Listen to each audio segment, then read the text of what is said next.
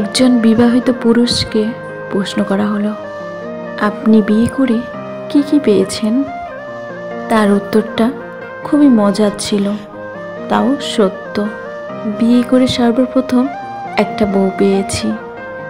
পকেটে একটা মোবাইল থাকার পরেও সারাদিন যখন একটাও কল আসে না, তখন একটা কল করে, তুমি এখন কোথায় বলার মানুষ পেয়েছি।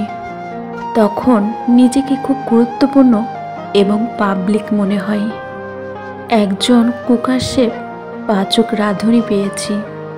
একটা ওয়াশিং মেশিন পেয়েছি, পাঞ্জাবিটা ময়লা হয়েছে বললেই মেশিনটা অটো চলে।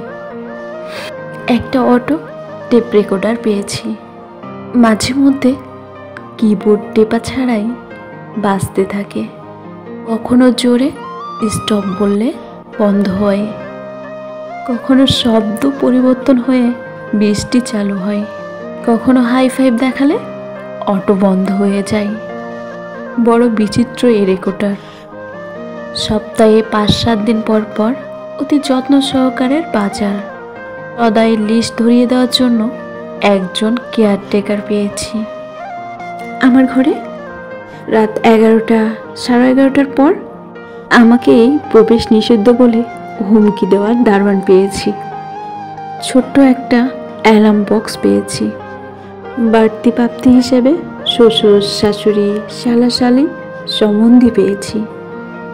সম্পূর্ণ অপরিচিত কিছু মানুষকে নিকট আত্মীয় হিসেবে পেয়েছি।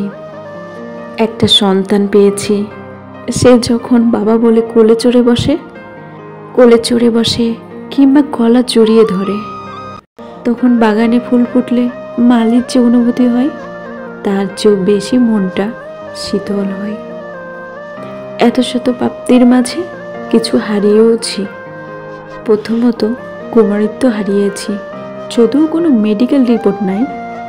এরপর মানিব্যাগ আর রিমোটের একগুচ্ছ অধিকার হারিয়েছি। মাঝে মধ্যে মোবাইলটাও বেদখল হয়ে যায়। সবশেষে সুখে দুঃখে একটা কথা বলার সঙ্গী পেয়েছি।